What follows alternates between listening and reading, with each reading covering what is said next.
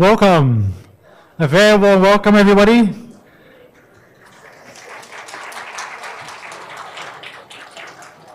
Welcome to those here physically present in the Zero Carbon Park in Hong Kong, but also very much welcome to those joining us online.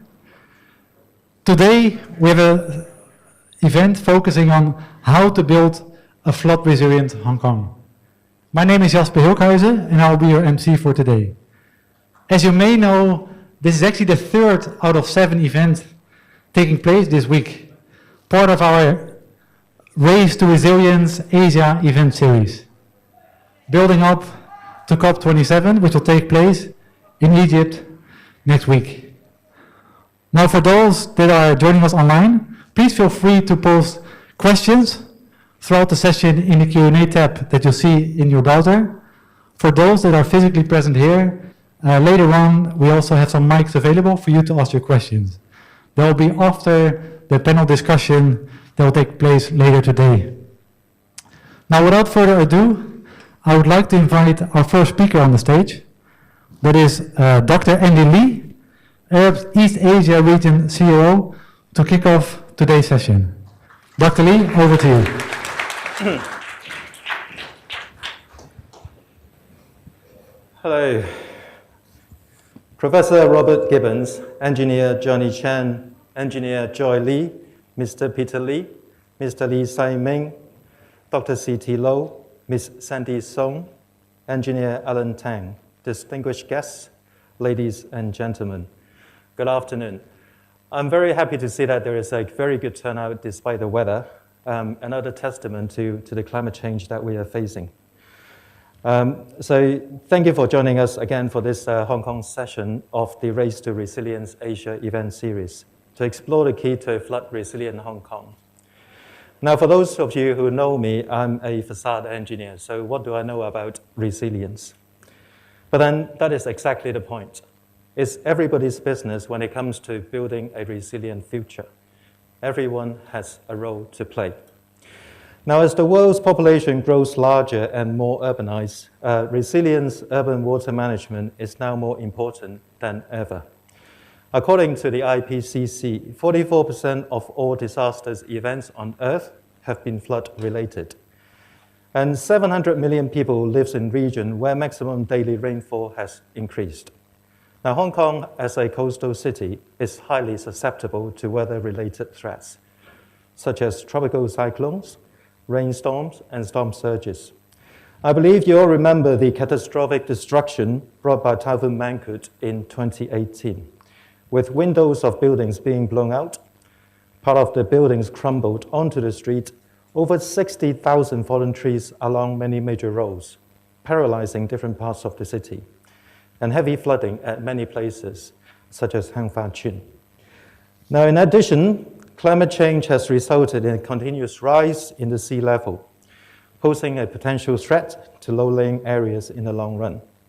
Now, hence, building a water-resilient city, one that can survive and thrive in the face of water-related shocks and stresses, is critical.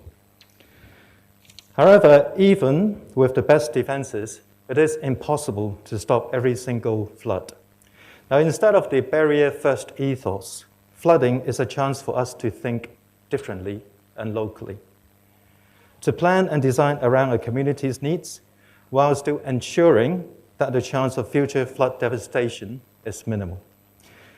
Arab have been involved in multiple government projects to formulate drainage master plans and also enhance flood resilience of existing and planned developments in Hong Kong, such as the Tung Chung West New Town Extension, and drainage improvement works in Tai Po, Lam Tsuen, Tai Tam, and the Repulse Bay areas.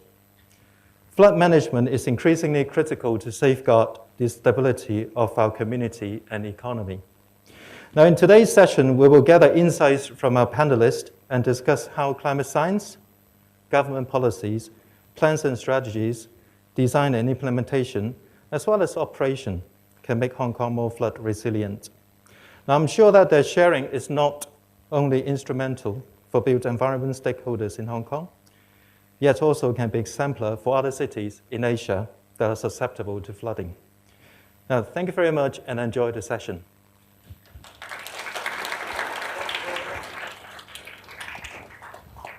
Thank you very much, Dr. Lee. Please be seated.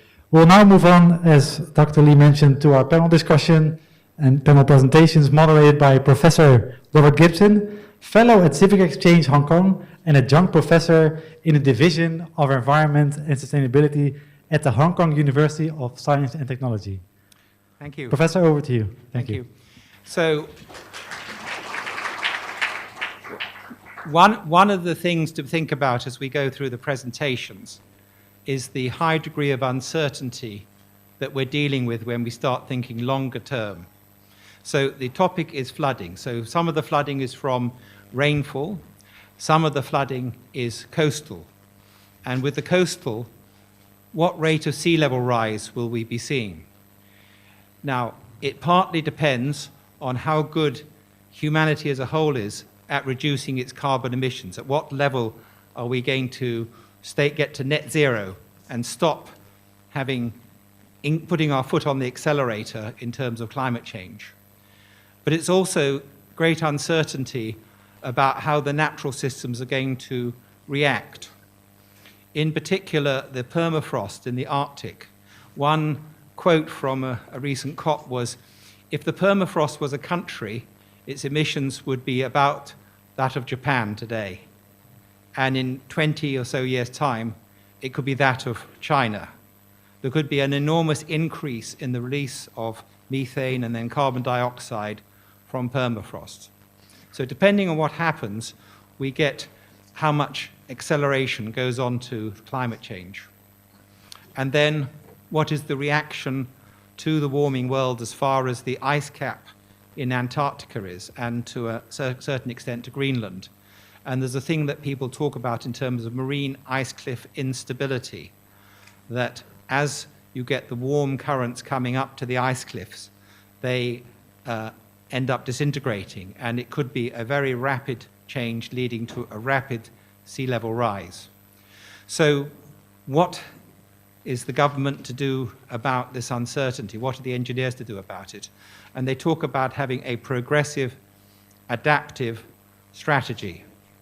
And with that thought, I'd like to now introduce the first speaker. In fact, there's a group of speakers who are with us in the central government offices, and their leader is Mr. Johnny Chan, who's Principal Assistant Secretary for Works. He's been in the Development Bureau looking at important infrastructure projects for more than 20 years. And I'll just mention that and then leave him to introduce himself more thoroughly and to introduce the other members of the team that he's got there to brief us about what the government is doing to keep us safe from the wet effects of climate change. Thank you.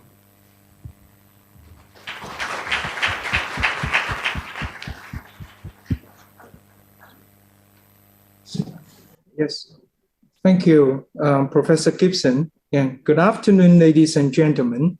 We are pleased to join this event and to give a presentation on our work to make Hong Kong flood resilient.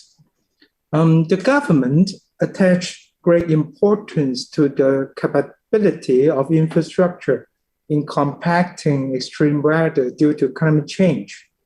We have established an interdepartmental climate change working group on infrastructure. We call it WGII since 2016 to coordinate efforts among works departments in adapting to climate change. It coordinates studies relating to the potential effects of extreme weather on government critical infrastructure and updates our design manuals and standards with reference to the latest developments in climate change science, including the IPCC assessment reports in a timely manner.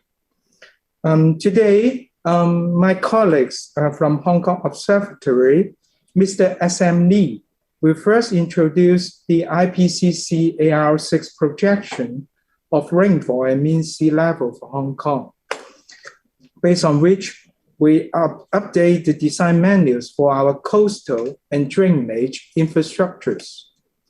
Then another speaker, Mr. Alan Tan from Civil Engineering Development Department, will present the work of CCWGI on adaptation and resilience. He will also talk about the strategy for adapting to coastal risks.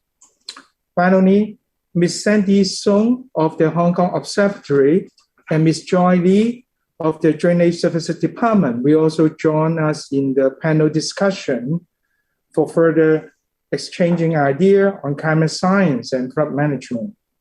So thanks again for the invitation. And taking this opportunity, I apologize for we just joining online because some of us have other engagement in the broadcasting center here. And so now may I invite the Hong Kong Observatory, Mr. Lee, to start his presentation. Thank you. Thank you, Johnny.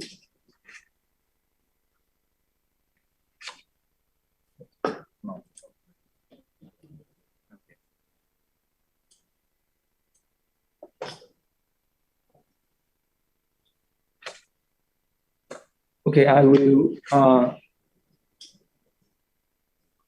first talk about the current situation of global climate change and climate projection, and then move on to climate projections for Hong Kong. The present day global mean surface temperature is already about 1.1 degrees Celsius above pre-industrial levels. More than halfway to the 2-degree temperature target in the Paris Agreement.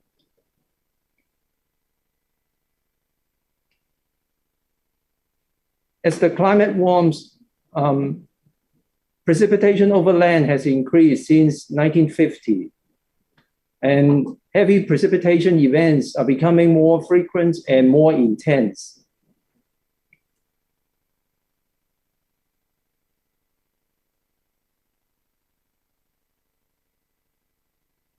Sea level rise is accelerating. Since the start of the last century, global sea level rise is unprecedented in at least the past 3,000 years. In AR6, a new set of emission scenarios is employed to generate climate projections. They are called SSP scenarios. They are all listed here on the left-hand side. And the carbon dioxide emissions associated with these scenarios are presented in the middle. Some numbers may look familiar to you, such as 8.5, 4.5, 2.6. From the perspective of temperature projection, you can roughly compare SSP 5 8.5 to AR5 RCP 8.5. The same for the intermediate and low emissions scenarios.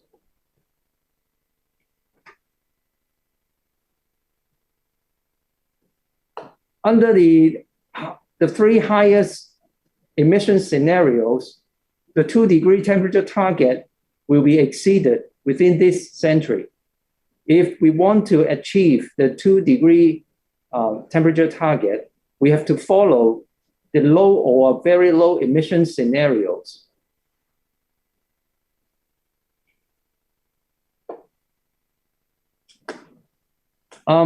Sea level rise is not going to stop anytime soon. The 5 core SSP scenarios consider only processes for which projections can be made with at least medium confidence.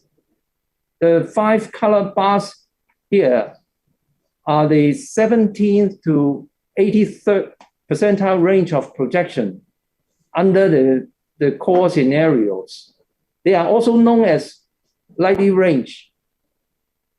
That is to say, that means given a core emission scenario, the probability for the likely range to cover the final outcome is at least 66%. IPCC also consider low confidence scenarios, which incorporate contributions from marine ice cliff instability, or MICI in short. The gray bar shown here is SSP 5 8.5 low confidence scenario. According to the Working Group 1 report, the confidence in the current ability to quantify MICI is low. Scientists' agreement on the exact mechanism of MICI is low. The potential of MICI to affect future sea level rise is very uncertain. That is why you can see the projection range here is very large compared to the likely range of the core scenarios. But IPCC reminds us that such scenario cannot be ruled out. Policymakers have to bear that in mind, keep that in mind.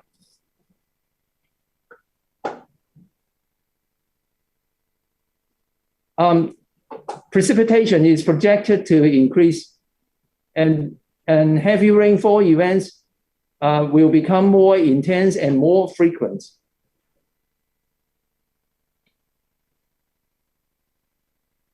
For tropical cyclones, the proportion and intensity of most intense tropical cyclones are projected to increase, and so storm surge and wave and rainfall associated with tropical cyclones will also increase.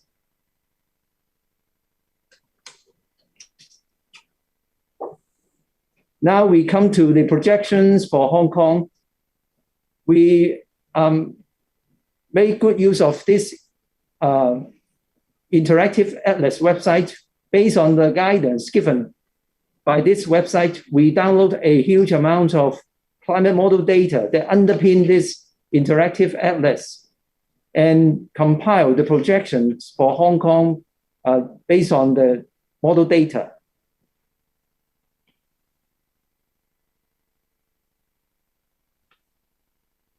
This is the projection of annual maximum temperature in Hong Kong.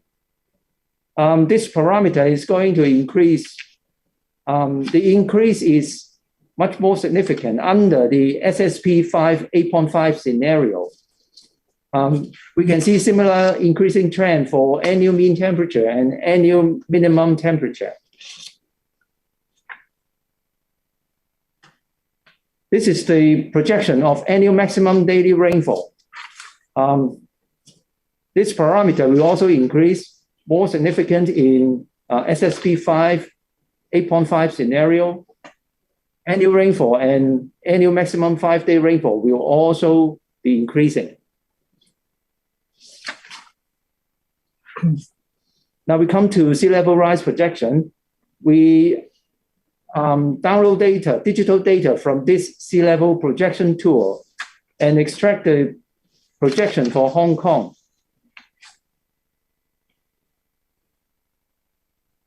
This is the projection diagram for Hong Kong.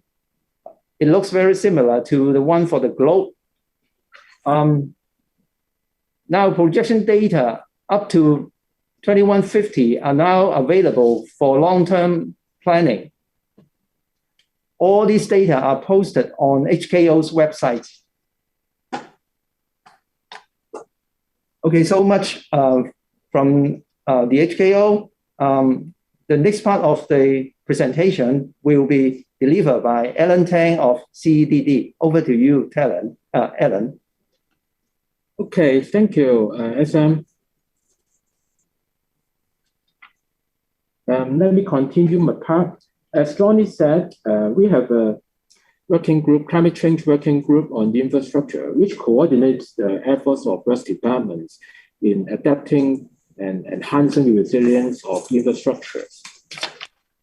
Let me introduce some jobs WGII recently have done. First of all, aligning the design parameters. As you all know, IPCC AR6 has promulgated its results since August last year. CEDD and DSD respectively update the progress design manual and stormwater drainage manuals this year, which taking into account the sea level rise, storm surge increase, and also the wave impacts. Other manuals updates will follow. Second, strengthening infrastructure. Actually, WGII have completed a study to identify the scope of enhancement works for government critical infrastructure in 2020. Relevant departments are formulating their measures and implementation plans for their critical infrastructures now. Climate change related studies. We have been undertaking various studies mainly for updating the design manual, which also serve as reference for the enhancement measures. Completed studies. Mainly, I would like to introduce more later is the coastal hazard study. And there are other climate change related studies. Ongoing study, sensitivity tests under the direct heat, by super typhoons is on the way. On the other hand, we have commenced a study on soil management this year. And DSD also commenced a strategic planning study on flood management this year. Lastly, sharing of others with other stakeholders. Since the WGII always willing to share its experience and findings with the public organizations and public utility undertakers, which will help them to enhance the resilience of the industry, of our society. Let me focus on the finding of a coastal hazard study. The study completed last year. It comprehensively reviewed the situation of coastal low-lying and windy locations and investigate the impact of storm surge and wave under extreme weather and climate change on these locations. It adopted the risk management approach to assess the magnitude and the consequence of the various coastal hazards. It has identified 26 coastal, residential, low-lying, and windy areas, which are more vulnerable to higher potential risks. The study also made reference to overseas and local experience to recommend the improvement works and management measures. The study's executive summary and final report have been promulgated this year.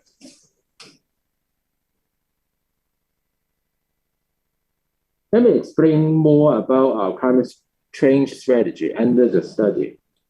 Considering the uncertainties in various climate change scenarios, we plan to adopt a progressive adaptive approach to formulate appropriate adaptation measures at a suitable time.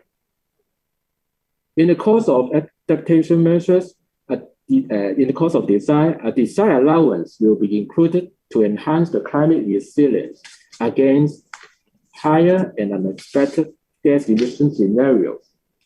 This diagram shows how this concept works. Till mid-century, there will be no obvious difference in design parameters under different climate change projection scenarios. However, in the long term, the story may be different. If the long-term climate change happened follow the mid-century's assumed scenarios, we could modify the marine structures by means of tightening or strengthening in a timely manner to deal with the coastal risk. However, if the long-term climate change scenario is more severe than the assumed scenario, we may need to consider larger scale protection measures.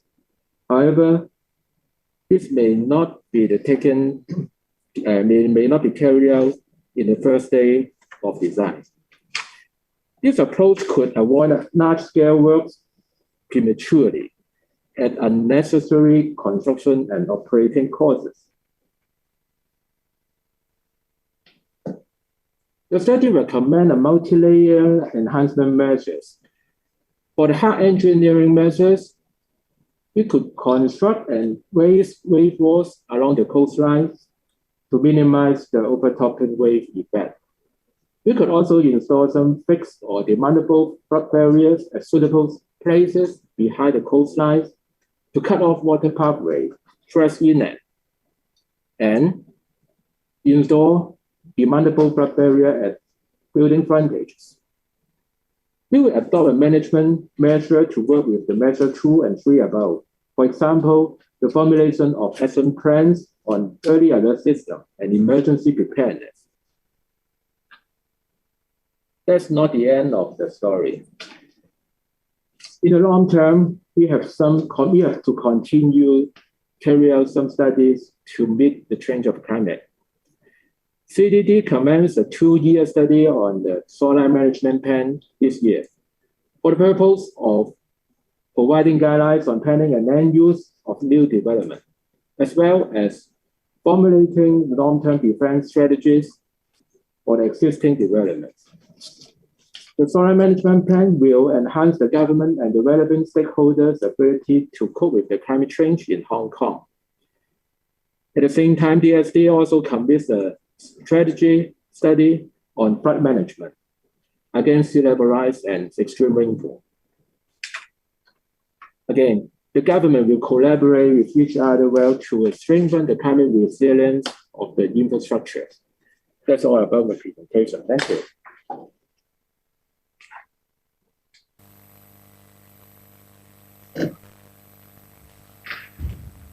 Sincere thanks to our colleagues in government for the work which they're doing to protect us.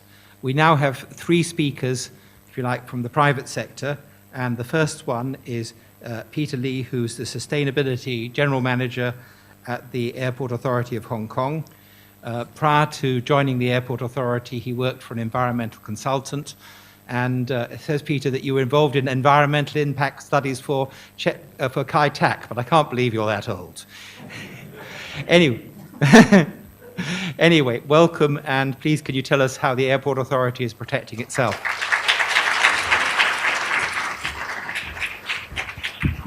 Yeah, thank you, Professor Gibson.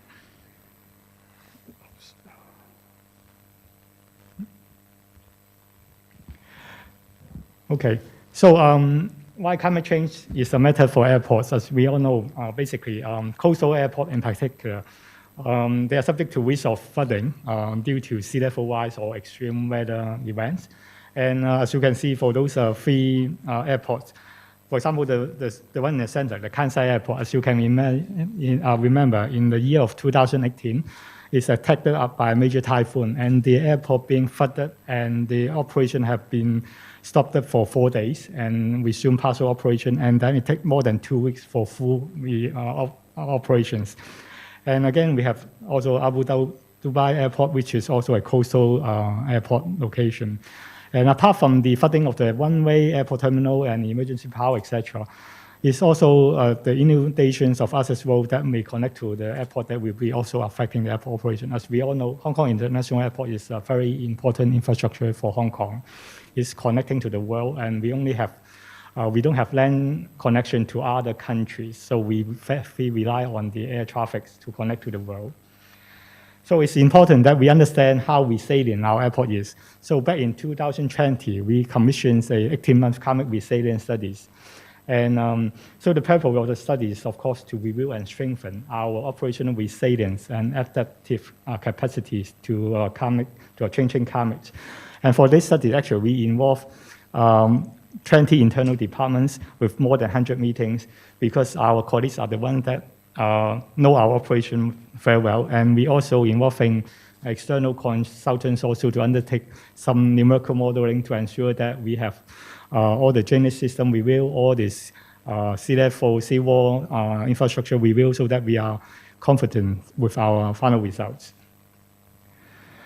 And actually, I'm happy to tell you that basically we have a very high level of resilience.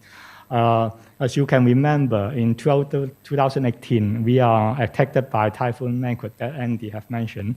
And at that time, as you can recall, after the typhoon left Hong Kong, we are able to resume operation right away, and we are able to clear all the flight backlog within a day. So that can tell us that we have a very high level of resilience and preparedness. To able to do this, basically, we have a number of management measure operation procedures in place, including, for example, we have what we call the business continuity manuals. We have an inspection and preventive maintenance program in place. And we also have what we call the emergency airport emergency centers for multi-agency coordinations and fault response team. And as well, we also have a very robust seawall and drainage system, and also some other measures that I'm going to also tell you more in details. For those familiar with this one, at the time of our assessment, I think the IPCC AR6 is the latest report issued by IPCC. And for our assessment, we adopt what we call the LCP 8.5, the top red line, which is the business as usual, the most conservative scenarios. For people understand, basically, we always talking about end of century 1.5 degrees Celsius or 2 degrees Celsius temperature-wise. And for this business as usual scenario, you can see the temperature-wise is talking about 3.2 to 5.4 degrees Celsius compared with pre-industrial levels. And we adopt this most conservative scenario in our assessment, assessing the near term till 30, medium term till 50, and end of century situation. And also, I mean, we also assess the transition risk, but I think that the focus today will be the flooding risk that is part of our physical risk assessment. So also borrowing the projection by the local authority, the Hong Kong Observatory for the LCP 8.5 scenario, as you can see, in terms of temperature increase, typhoon, or rainfall.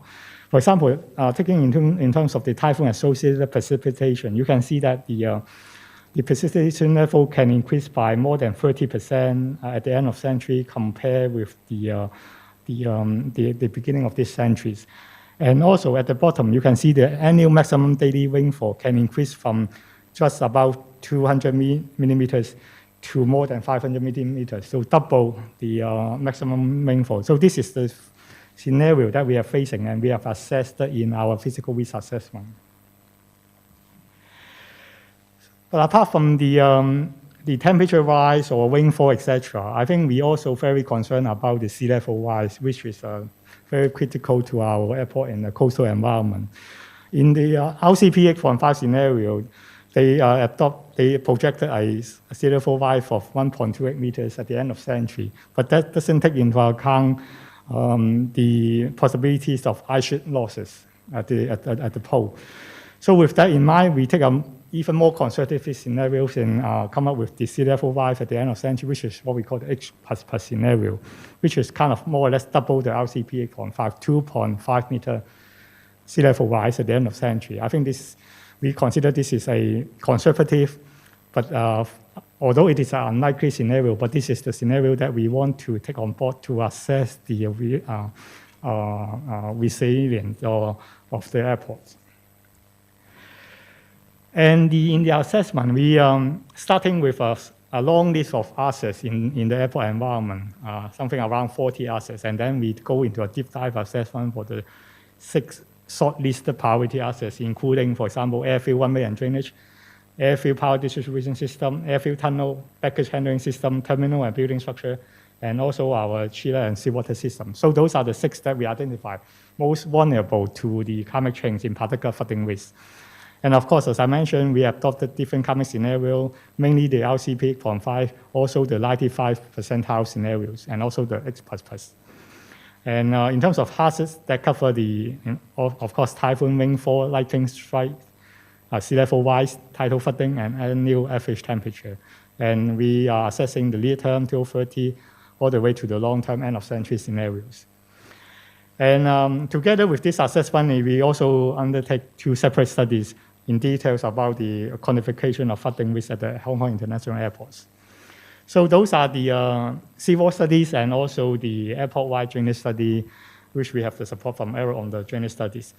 And to do those studies, basically, we want to assess the cumulative impact due to 3 major factors, including the extreme sea level rise, the storm surge, including the overtopping waves, and also the extreme rainfall. So all 3 add together to assess our resilience against those very extreme scenarios. And as you can see from the case of the Kansai Airport, after flooding, they still take time to clear all the flooding issues, more than 2 weeks. So that's why we also important to look at our drainage system, whether it is robust enough to ensure that all the flooding issue will be going away within a short period of time. So that's why we do also complete the drainage studies. And at the end of the study, we can comfortably conclude that the Hong Kong International Airport is well protected from flooding at least until the mid of century. And it is operational. All the 3 runway will be operational. Of course, towards the end of the century, that is some adaptive measure that we need to take into account that we can work on in the next decade or 2. And the key measure that we are in place or need to be in place to manage flood risk at the Hong Kong International Airport, including some of the operational procedures or emergency management measure that is already now in place, including, for example, the first one about a one-way service condition reporting mechanism. So we are going to inform the pilot if our one-way service is covered by more than 3 millimeters of water so that they will be cautious about landing. And of course, in terms of power, we have a dual-feed system of power supply, emergency generator system, and also UPS, so that to minimize any disruption due to power supply. And physical protection, as I mentioned, we have the high enough airport platform, 6.5 meters MPD level, and also the good drainage system. And we also have the IoT sensors for real-time alerts of the stormwater surge. And we have the other more conventional flood protection measure, including sump pump, elevator curb, floodboards, etc. And we also do all the cleansing of drainage system before and after typhoon season as well. Last but not least, we also need the very robust monitoring and review system. And as the previous speaker mentioned about the AR6, which is the latest science, and we also committed to do the review every 5 years or any latest science come up, including the AR6. So we will take into account the latest AR6 protection to ensure that our review is still robust for future resilience. So this is the last slide and a summary. Basically, we can comfortably tell you that we have a high level of resilience for the Hong Kong International Airport. When as a recommendation of the study, we also come up with what we call the Climate Adaptation Resilient Plan. So we have a follow-up action for all our operation department to follow up to ensure that they will take that into account in the near term and medium terms. And we also committed to review those every 5 years to make sure that that will also good for the latest science coming up. And we also have for new development, we also have what we call a climate resilient skies and looks, telling our planner what needs to be considered when they design or plan their new development to make sure that those are resilient to the climate change. And also in terms of disclosure, there's more expectation of disclosure against climate change. So we have in place the TCFD statement, and actually just in August this year, we already issue our second TCFD statement detailing how we address the climate change issue. And that's my presentation. Thank you.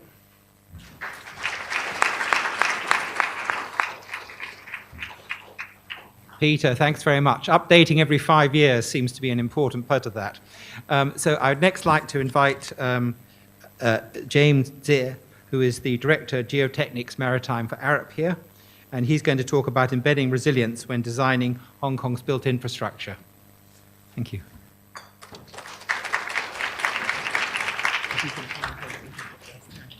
Oh, it's a bit late. Yeah. Okay. Good afternoon, everyone. It's my pleasure to be here to share with you some thoughts on resilient design in the Hong Kong context. So Hong Kong has a beautiful landscape, so that's why many people love to live here, to work here. But we have back door problem and front door problems. On the back door, the backdrop is hilly terrain, and you attract a lot of kind of like rainfall, surface runoff that during the kind of like bad season or even the pass by of the typhoons. And on the front door, we have the coastal issue because we are kind of like reclaimed with a long history, some areas with kind of like very low elevation, and the newer kind of like reclamation, like airport, we have higher, slightly higher elevations. To deal with the surface runoff, there are a few ways. Of course, we can upgrade the drainage system at the downstream, but it may not be cost effective because that may cause major disruption to the current roads, kind of like usage, and also you may not be able to find rooms to install those bigger drains. So other initiatives, like in Happy Valley, you may have come across that there's a water retention kind of like underground tank to withhold some waters to defer the kind of like discharge, even out the kind of like peak discharge rate. Another means perhaps is to kind of like interrupt or intercept the water at the certain kind of like critical, we call it defense line, before it reaches the urban area. So one most representative kind of like projects that I probably is the Hong Kong West Drainage Channel that some of you may heard about, but probably many of you are not aware of it. So it's 10-kilometer tunnel. The diameter roughly is similar to the metro tunnel that we take the underground train every day. And it has 34 intakes, and the project was kind of like implemented 10 years ago. And since then, I think the major kind of like flood issue in the Hong Kong island was kind of like largely relieved.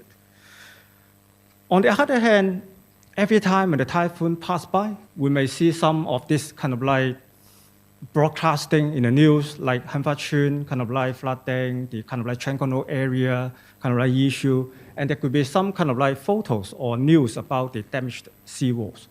So kind of like coastal risks, I think, are around us, and then it's quite close to us, in fact. And already mentioned by Alan in his study that there are some parameters for kind of like coastal designs has kind of like just released to the industry in kind of like early this year. So we are now have kind of like the median kind of like emission scenario on the seawater rise, storm surge, and then the overtopping rates, for example. And for kind of like high emission up to the end of this century, the proposal is to adopt kind of like design allowance. That means we are adopting additive approach. That means progressively we are implement some measures. And bear in mind, if now we have some planning projects, if the planning projects may materialize in 20 years' time, and then development take another 30 years to materialize the entire kind of like development. So whether we are looking at kind of like end of this century, or actually we should look beyond this century, because climate change won't stop and unlikely to stop anyway. We as consultants, I mean, from government side, there are of course some parameters to be generated, but from our side, we may have some models that who is able, and we are able to kind of like predict the scenario that likely to hit the projects, maybe on kind of like region, kind of like scope, or kind of like even the project's kind of like level. So this just to simulate that if we have kind of like simulation, then probably we can simulate the track of the typhoon and then see how it brings the water and then how the kind of like sea level or react with that typhoon. And then we can bring the track all to kind of like the problematic area that the project might be situated. And then we can generate the, for example, like the flood risk or kind of like the soft spot chart on the kind of like district base or on kind of like project level. And of course, the kind of like the classic kind of assessments is to assess the kind of like overtopping, the likelihood of the overtopping and the rate of the overtopping, whether it affects the kind of like the usable area or not. So to illustrate the progressive editing approach is, imagine in kind of like extreme event, the sea water rise alone could be more than 2 meters, as mentioned by Peter earlier, that in airport they have allowed 2.5 meters just for seawater rise.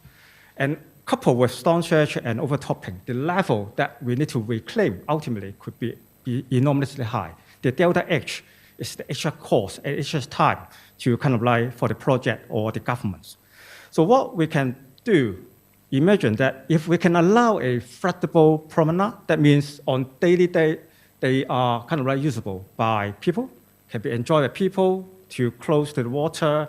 But in extreme event, that promenade could be shut off, okay, because it's dangerous. And then on inner land, we have kind of like so-called median level of formation. So you can see the yellow kind of like color compared to the previous slide is much less in extent.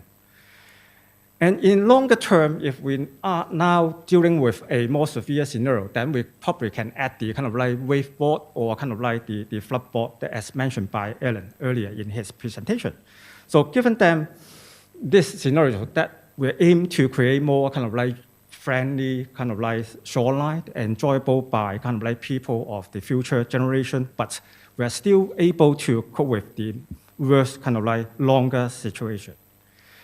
And on the flood board or kind of like the flood wall we mentioned earlier, at Tai Ho, there's one example, this manual type of course, but I believe in decades time, there must be some automatic or mechanical type to be kind of like installed.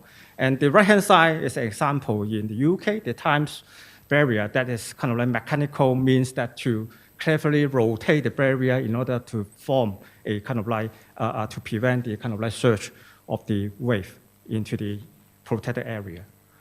So at building level, there are also other elements we can do. For example, like we can integrate some flood mitigation measures into the landscape such that they look nice and doesn't realize that that is for flood prevention.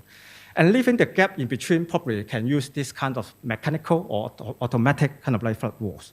Of course, we also need to take care about the elements, the exposed kind of like leakage pond outdoor that may kind of like flood the basement or other kind of like facilities.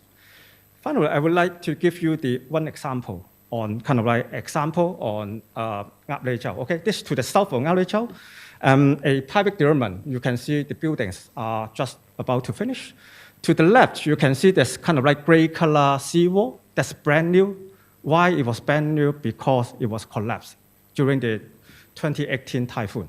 Okay, and this is the private development, and the first plan the client have in mind, of course, it's kind of like infinite sea view, right? They would like to have some villas. Apart from those 6 towers, they would like to have 8 numbers of villas that facing the sea, facing south. And the outlook is something like this. The cross-section, the current level is +5 MPD, and then kind of like, if you look at the kind of like sea level and then the possible kind of like overtopping, storm surge in the extreme event, it could easily pose kind of like the very high risk to this villa developments, right? So we come on board and then advise them the risk could be too high. And after all, the plan has changed, so the 6 kind of like towers remains bigger buildings in order to absorb those villa GFAs, all right? So change in the general building plan in order to kind of like overcome the problem of possible risk from the coastal. And on the kind of like closer to the coastal area, basically it's either the landscape area becomes the kind of like ancillary structures. And for the building that close to the shoreline, it was embedded with automatic kind of like flood shutter, okay, the flood shutter. So after all, so this just to give you our advice just came in time, and 2018, the sewage treatment plant next door collapsed because of the damage to the seawall. So it's not because the facility collapsed by itself, but because damage to the seawall, so they need to rebuild entire sewage treatment plant and then rebuild the seawall. So this is the kind of like the status. So I think it's a kind of like collective effort amongst the clients, the engineers, and then the architect in order to face the challenge of coastal hazard positively, and then to make a change in order to embrace the recent design in the building kind of like developments. So my sharing is here. Yep. Thank you.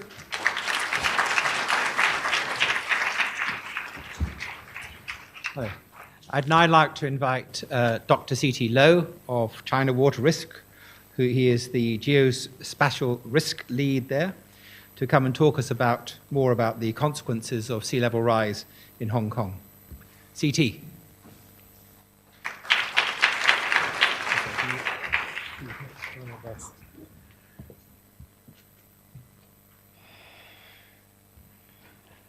Hi. As part of the race to resilience, I want to talk about the fact that the future is today, which is why we need to adapt to thrive. So you probably wonder why a water fellow like me is here today. This is because most of the time when we think about climate change, we often only think about carbon emissions. But how we feel about the climate change is actually through various forms of water, either too much water or too little water. In fact, we can already feel the dire impacts today just by looking at the flood in Pakistan that hit almost 33 million people, or the drought in China that caused factories to shut down, which is another problem of climate change. And there are more and more extremes like this. Last week, the UN emission gap report just warned that there is no credible pathway to 1.5 degrees because of the failure of the government in most countries to adequately decarbonize. And even worse, that there's now 50% chance that we're going to hit 1.5 degrees. If you think these impacts are so bad today, Can you imagine how they're going to look like in the future? Because we are already at 1.2 degree warming today, which is very close to 1.5 degree. And clearly our 2100 climate future is here because we are 70 years sooner than the climate impact, which means that in the world, we are also 70 years late in terms of adaptation. And this is going to have an impact because warming faster will cause multiple impacts accelerated, including sea level rise.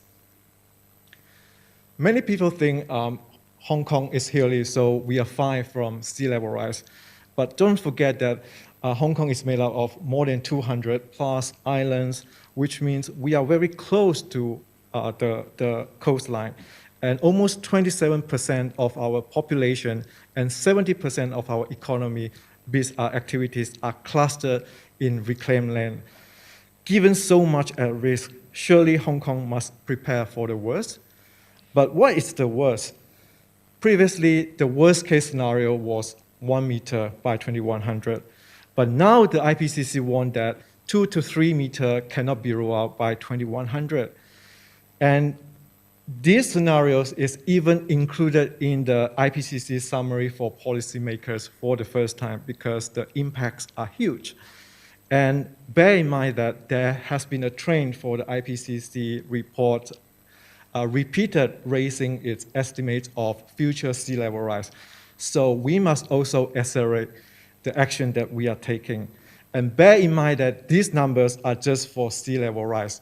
We must also need to allow for a Mangkhut type storm surge on top of these sea levels. So what's the difference between 1 meter and 2 to 3 meters of sea level rise? So this is how 1 meter of sea level rise will look like in Central, and this is almost 3 meters of sea level rise. Hopefully we don't get to see this to happen, but it's better be safe than sorry. Otherwise, it's going to be a huge impact to all districts in Hong Kong, including our property could be underwater. Apart from losing our home, there will be implications for property developers as well as banks if adaptation is not adequate. So if you want to find out which districts are more vulnerable to rising seas, you can scan the QR code here and find out more from the fact sheets that we published in August. And then connectivity must also be considered in resilience planning, including the key links and also the trade networks. Indeed, the Hong Kong airport is already planning for the H++ level, which we think is great.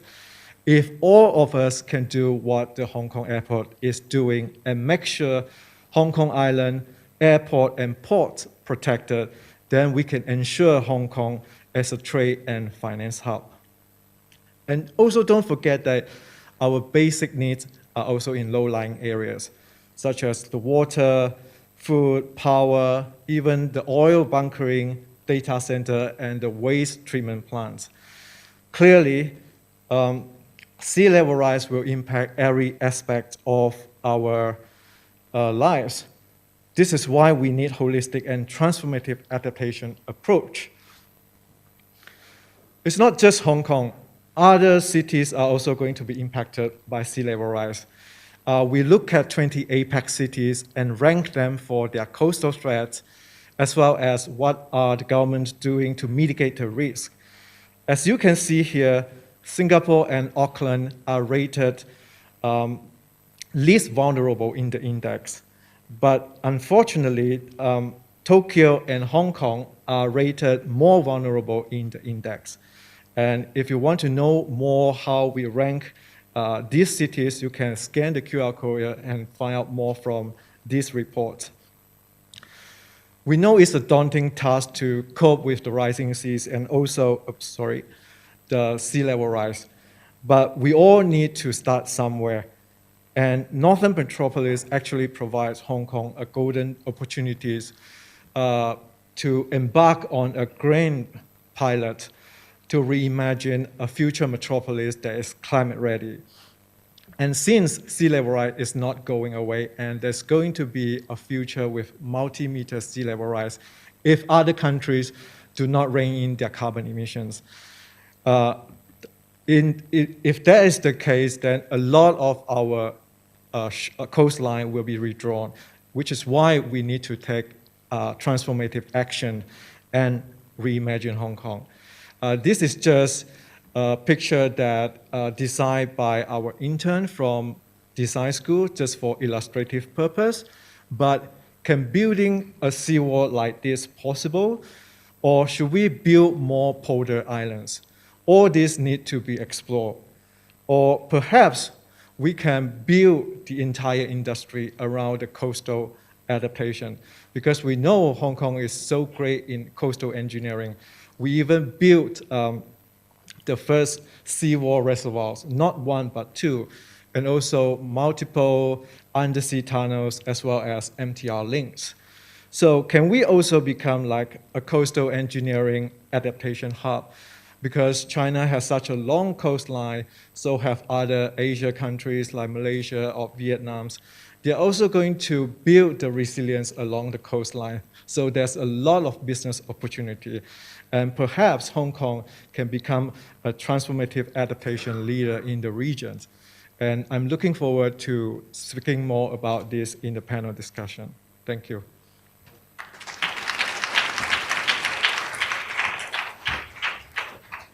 Thank you. So we'll now have the three speakers on stage, and I believe we're going to call up the link to the government representatives who are in their office so we can have a panel discussion.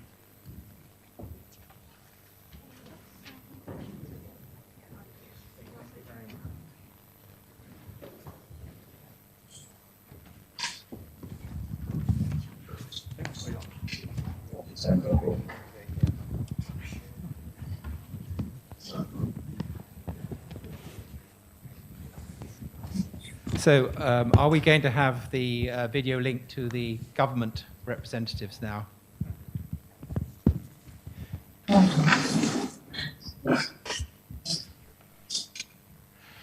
Prior to that, Peter, perhaps I can start off with you. You've given us a good explanation of what the airport authority is doing about it, but there must still be some things that keep you awake at night. What are the main concerns that you have when planning for the future for the airport authority?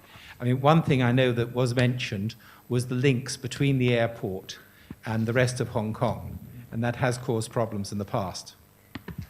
Yes, of course. I mean, only the airport itself become resilient is not good enough because we need the passengers to come in. And whether the transport link is still operational, and as I mentioned, basically the airport platform itself is 6.5 MPD, but most part of the coastal Hong Kong are lower than that. So imagine if airport flooded, I mean, quite some areas, coastal area will be flooded, even the transport link connecting to the airport. So I think it's important that not only the airport survive, but the whole Hong Kong can survive. Thank you. And now, Sandy and the Hong Kong Observatory.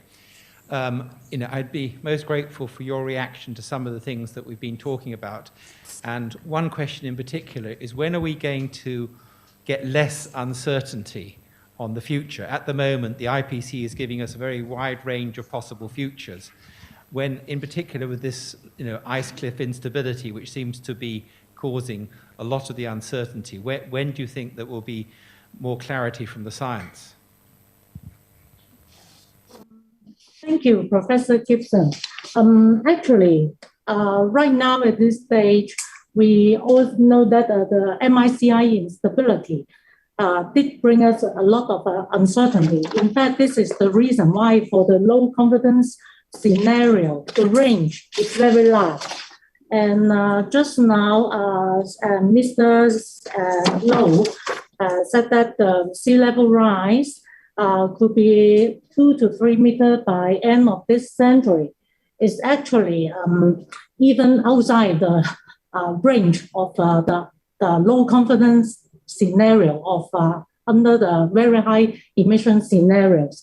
In fact, if for the low confidence scenario, including the MICI instability, IPCC actually did give another two scenarios under the intermediate emission scenario, which the range is much smaller. And that's why the main issue is how the emission scenario will evolve. If we can achieve carbon neutrality by mid-century, and we can avoid the risk of having very high emission scenario, 8.5, then the risk will be lower. The uncertainty is the emission scenario and also the range of the MICI instability. It also have an impact under different emission scenarios. So for the very high emission scenario, the range could be very large, but still the probability is not as high as that of the medium, the core emission scenario. But we do need to monitor closely the situation, the climate change emission scenario, and also whether the ice sheet process did occur.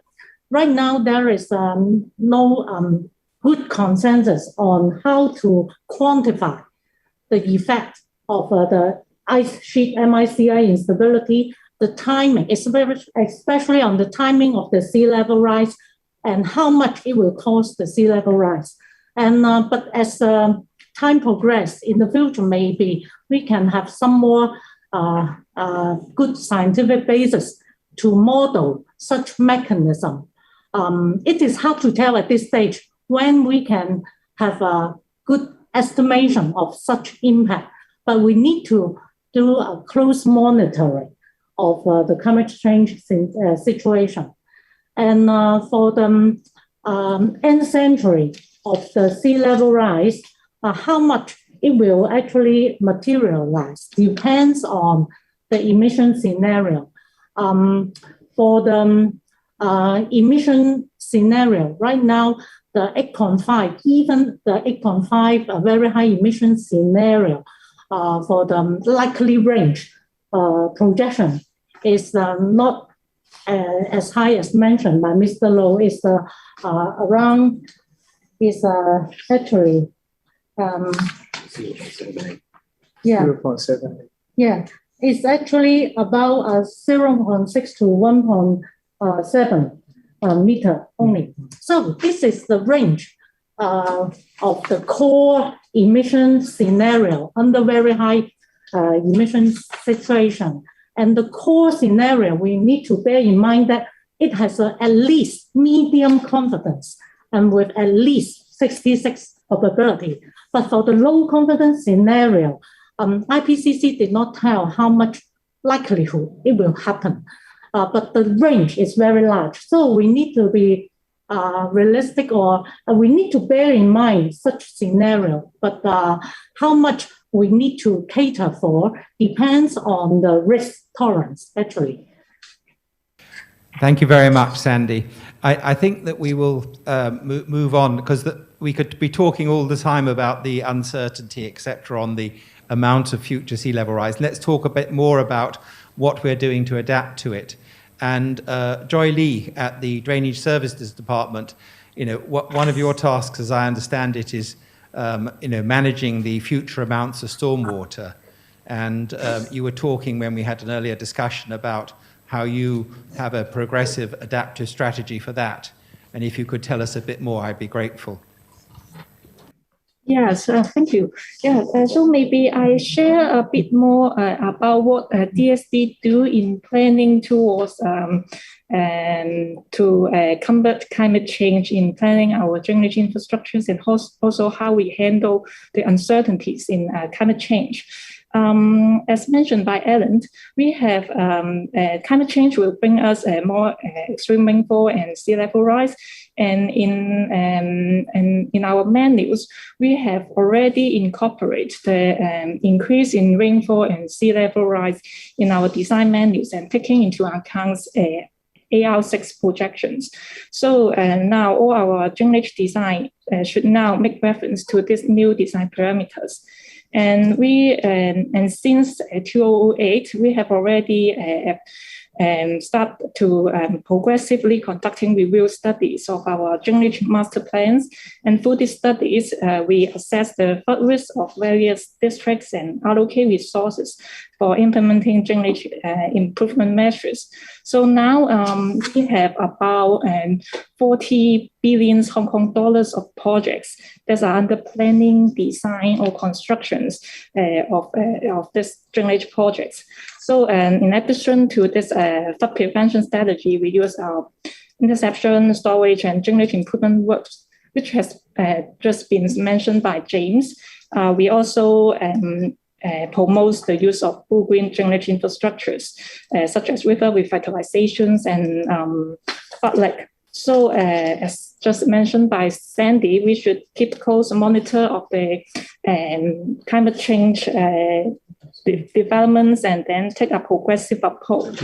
In consider these uncertainties, we will adopt a progressive approach and allow flexibility in planning our drainage structures, so that maybe, for example, we plan for different interventions for under different triggering criteria and keep monitoring the situations. We also allow some flexibility in our stormwater drainage manual that allow the designer to reserve some lands or make provisions to upgrade the works in a progressive manner. Give more practical example, for example, in our Tai Hang Tong stormwater storage scheme, we now plan to have the extension of the scheme to deal with increase in the flood risk due to climate change. This is a good example to show that we can upgrade our system step by step and no need to construct everything in one go. Yeah. Thank you very much. And Alan, for CEDD, it sounds like you have a great deal to do, but money isn't unlimited. How do you prioritize when you are deciding which projects to go ahead with? Okay. Actually, from the point of view of coastal engineering, actually we have undertaken a study on the coastal hazard study last year. We did plan to implement some enhancement at the identified coastal areas at the most risk to the public life first. For this 26 project, we will carry out the multi-layer enhancement approach to upgrade the coastal defense at these locations. I think it's also a step-by-step progress for the implementation of such coastal defense project. In the longer one, we have commenced a study on the shoreline management plan, which will pave way for the planning and the development of other projects related to step up the coastal defense of other locations in Hong Kong, actually. Okay, I think this is all about answer your question. Thank you very much. James, I mean, ARUP helps governments, sorry, James, ARUP helps governments in other countries around the world. What examples are there from elsewhere that you think, Hong Kong might learn from? Maybe I think two ways. I think the governmental strategy, I think probably the vision, of the government, they want to tackle the the overall flooding issue or coastal issue. And then the systematic plans. At the moment, I think Hong Kong government, as led by the Tourism Bureau, Alan already mentioned that there are interdepartmental activities there. But from practitioners' point of view, I think there's still lack of a overall coordination, I believe. So that's one area that probably we should learn from overseas government. And then the the speed, I think the Joyce mentioned about the progressive approach or progressive upgrading of the system. I think that the the timeline or the plan, probably need to be transparent. I think in Hong Kong, the kind of like the transparency to the residents or the kind of like the look ahead plan, that probably need to learn from the overseas government. So communication is important, so people understand what's being done and why it's being done. Yeah. So I'd like to ask for a show of hands in the room as to who would like a question. See how many questions we've got in the room. One, two. Right, can we have a microphone here, please?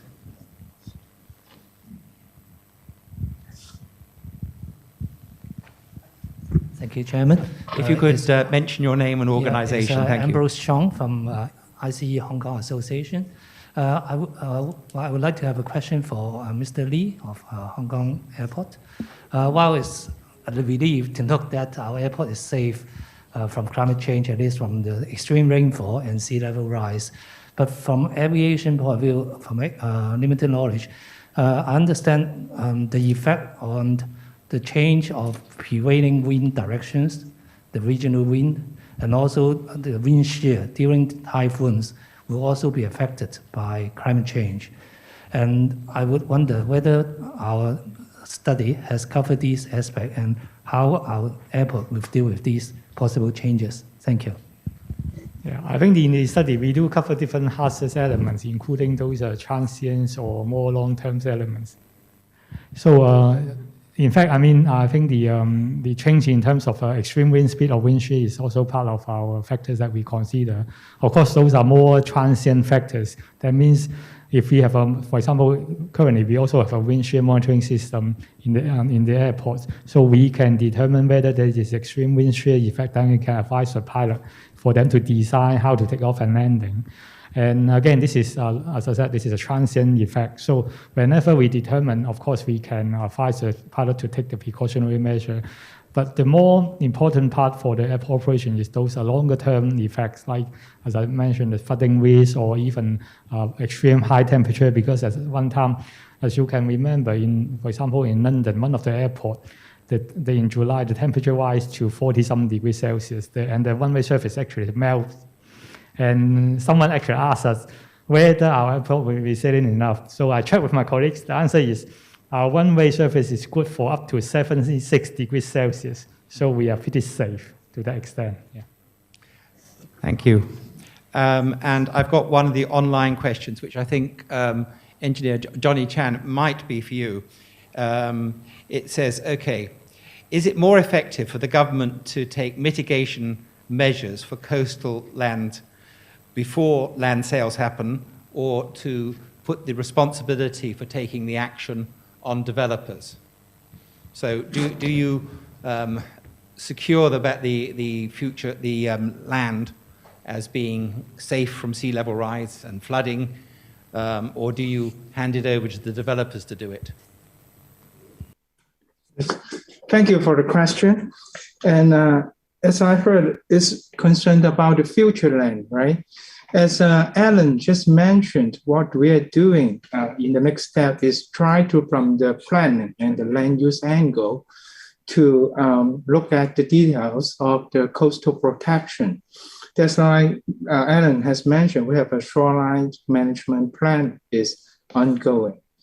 And we want to work out some long-term strategy and measures for some new development or some redevelopment of existing land. Yeah. And to this end, after that, you can see the land formed and on top of it for doing our development.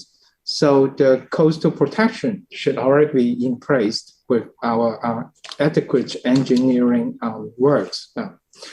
And also during this process, please be assured that we will keep close watch of the international recognized standards and our design standard.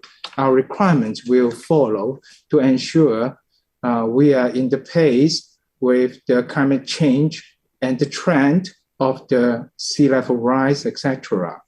That's what the systematic and progressive adaptive approach we are doing. Thank you. Thank you very much. And then this question, I'm not sure whether it's best answered by Arup or by the government. How about eco shoreline, mangrove restoration? Would it be more cost effective than having a seawall? So when do we pour concrete? When do we encourage mangroves to grow? Maybe I answer first. They are not mutually exclusive. They can be combined and integrated. So it depends on several factors, of course, like the salinity of the water, but I'm sure in a good planning, there could be kind of like blended together. Okay, maybe I add some words. This is Alan from the CDD. Actually, I share with what James said that actually eco-solar and artificial seawall are two measures. One is soft, one is hard. We are promoting the implementation of eco-solar at suitable locations. Mangroves is a very special features which one can enhance the biodiversity of the marine environment. And also it could, to a certain extent, provide some protection for the coastal areas. However, it requires some special locations and natures for its growth. For example, the freshwater, because it has to be filled with freshwater for its better growth. And it functions more properly for the coastal defense at more shallow water. Actually, there's no conflict between the eco-solar mangrove and artificial features. We are promoting other kinds of eco-solar features. For example, the panels, eco-panels, also the tidal pool, armor units. They are all measures that can enhance the biodiversity. And of course, artificial solars actually are somewhere we have to enhance with these eco-solar features in the long run. I think I could answer your question. Thank you very much. Can I have a show of hands in the room again for who would like to ask questions here? I can take another one from the... Okay, one at the back there. Yeah, hi, this is Dabarati here from Oval Partnership. Today's whole discussion was about climate change, resilience, surge of seawater. Here in Hong Kong, we are building artificial islands right now. What are we doing to mitigate and manage risks that will be associated with rise in sea levels and the climate change that's happening? Thank you. Who would like to take that one? Maybe this is Alan again from CDD. Give a very brief answer for the question.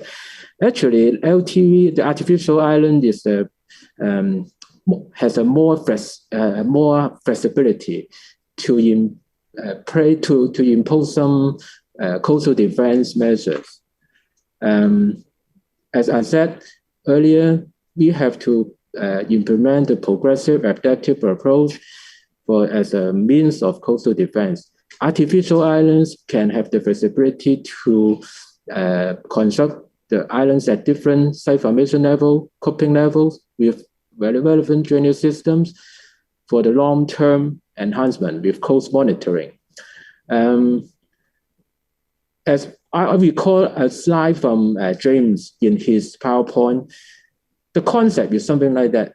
The slide shows that near the shoreline, we may not need to have a very high site formation level. And then there will be a step inwards the island. There may be some kind of defenses with buffer zone area, floodable areas to be applied there to give a certain degree of coastal defense there. I think for the more detail, I think the government is doing some study in this area. They will have the more public engagement exercise later on this year. I think there will be other forum that can give us a more detailed discussion on this topic. Thank you. Thank you. Next question.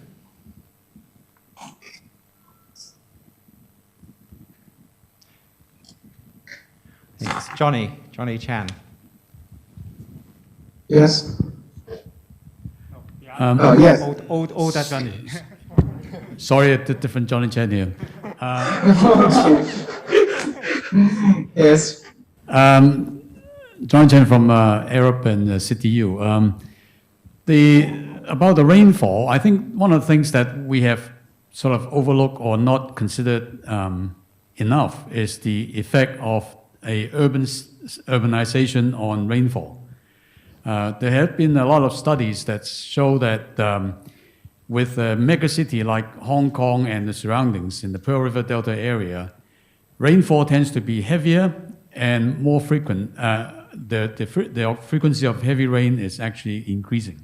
So when we use the IPCC projections and downscale to Hong Kong, for example, we need to consider that in addition to just the simple downscaling, whether it's on statistical or dynamical downscaling. So something that we really have started to think about, but really haven't got a good grasp as to how we should project this effect from urbanization, which will actually increase as time goes on. Thank you.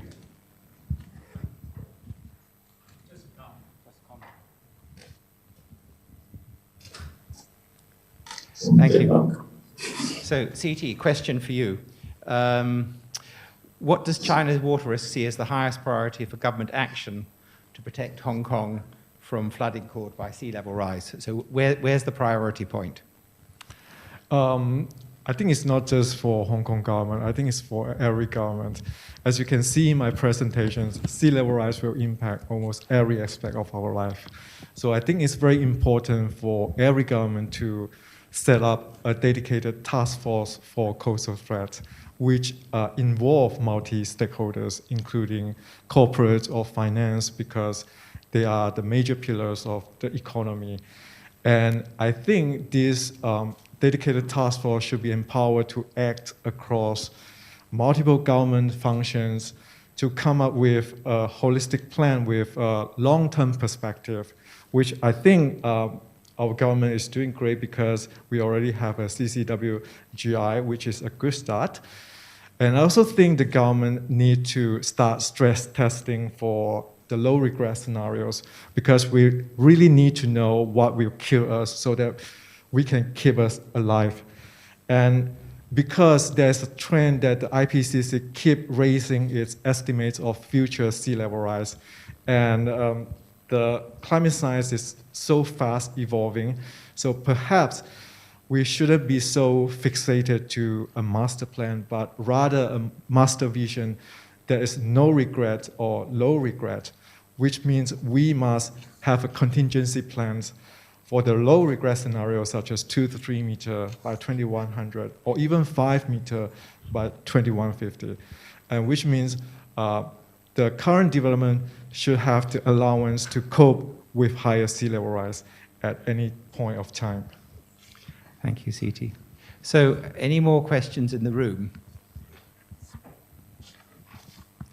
No, in which case, I'd like to ask each speaker what message do you think, or what question do you think should be considered at the climate conference, COP27, which is going to start next week?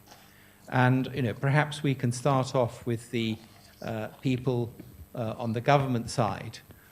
What questions or what answers do you hope will come out of COP27?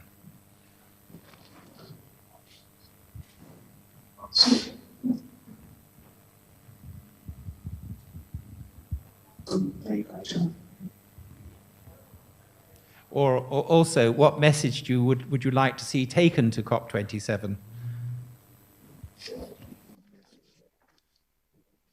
Yeah, okay. Sorry, maybe I think from our side is all the nations or countries have to continue collaborate with each other, with the international society, hand in hand to strengthen our, today is talking about infrastructures in combating the extreme weather due to climate change. That is our message. Thank you. Any other message from the government? If not, CT, what is your message to the COP? Or I think given the current climate trajectory, we need to be bold and pragmatic. We need to be bold in taking transformative action and be pragmatic, because there is no credible pathway to 1.5 degree because of most countries are falling short of the decarbonization, which is why we need to accept that the future is here and step up adaptation. Thank you. And Peter and James, your points. Okay, I think everyone needs to work collaboratively to combat the climate change. I think prepared to live under extreme weather or a climate situation is not an option. Yeah. So from my point of view, the kind of like prediction of the future is one thing. So how to handle the uncertainties, and then how everyone is going to prepare for it. And it's not just one party, but from the government to the practitioner and then the scientists. They all need to work together. Thank you very much. So with that, I'd like to hand back to the organizers. Thank you very much.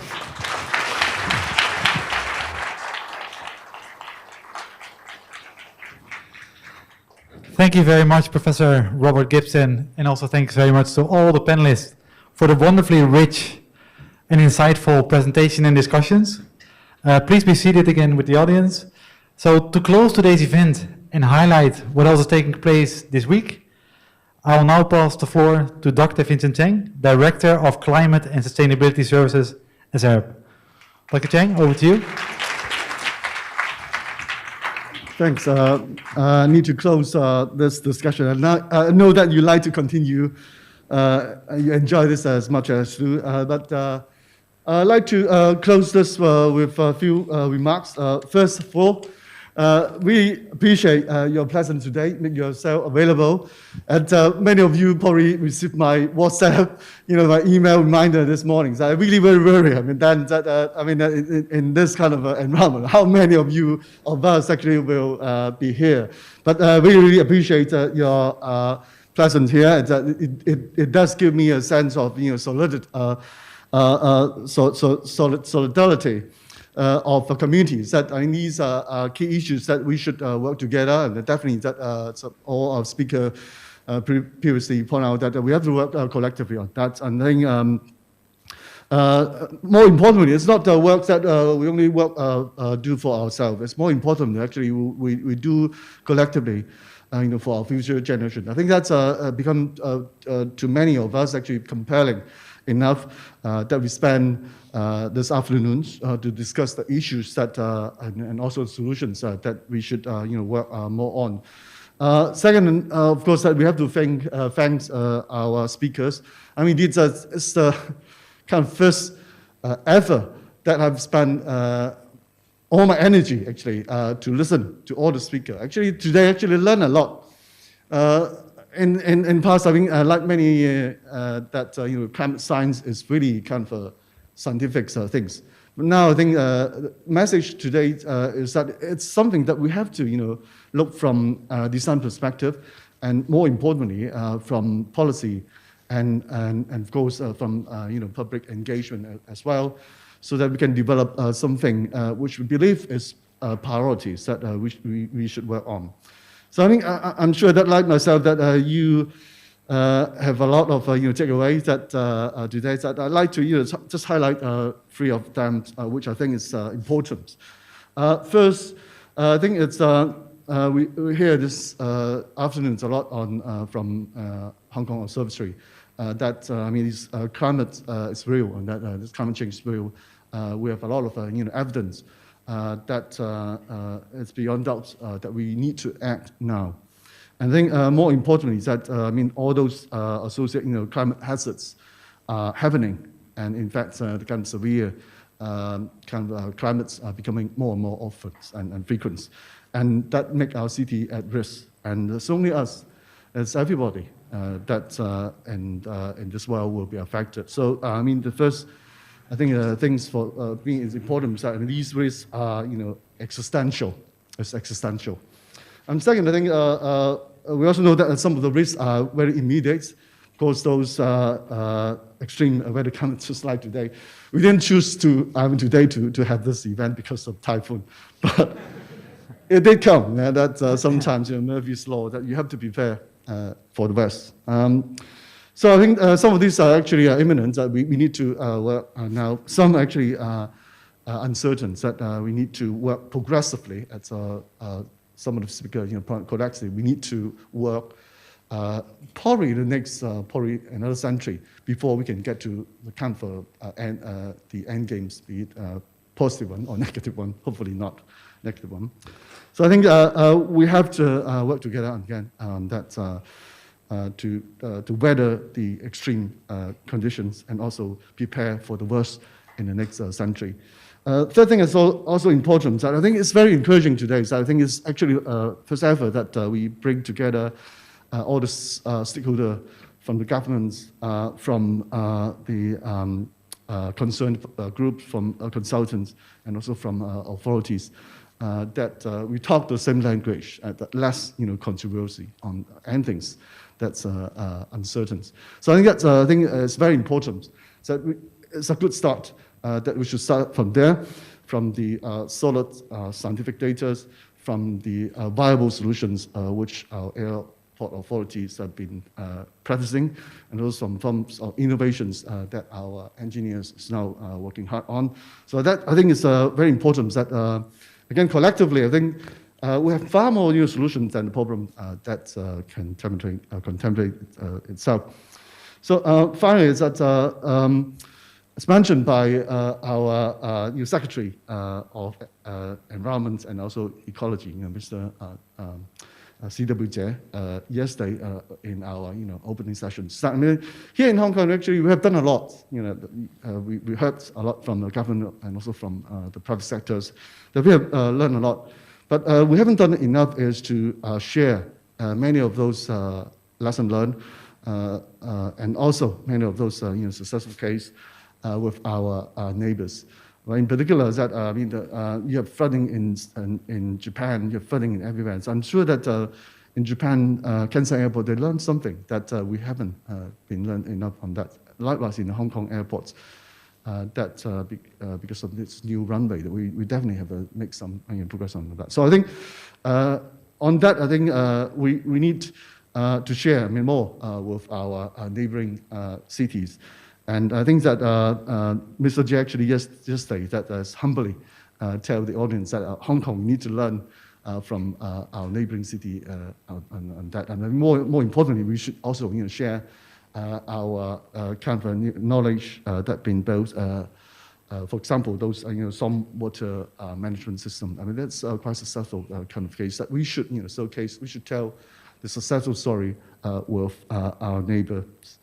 And so lastly, I think it's also very important is that we should have more kind of discussion, I think in particular open one, that will allow the kind of exchange of opinions like we did, what we did today. I think that is probably the only way that we could create greener, I think, and also more equitable and resilient. And I think more important that, people have looking for some solution on what we call livable city in Hong Kong.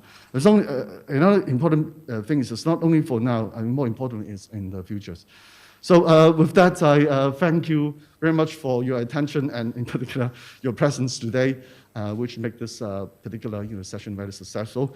And I also look forward to seeing you attending our other session in the next few days. Thank you. Thank you very much, Dr. Chang. Please be seated. Many thanks again to all the speakers throughout this session, and many thanks to all of you joining here physically, but also those joining online. 2 remarks before we close up. There will be a recording made available on the webpage, so you can look at the discussions again and share with people that maybe were not available to attend. Secondly, also please be reminded that our series is officially endorsed by the UNFCCC Climate Champions, and that you are encouraged to sign up your own organization if you haven't done so yet. So you can see the QR code, otherwise just look them up online. For those that are joining us online, that's it for today. So we really hope to see you during any of the sessions tomorrow. You can see on screen, we still have more events coming up tomorrow, Thursday and Friday. The themes, you can see community resilience, mobility, and energy will be covered.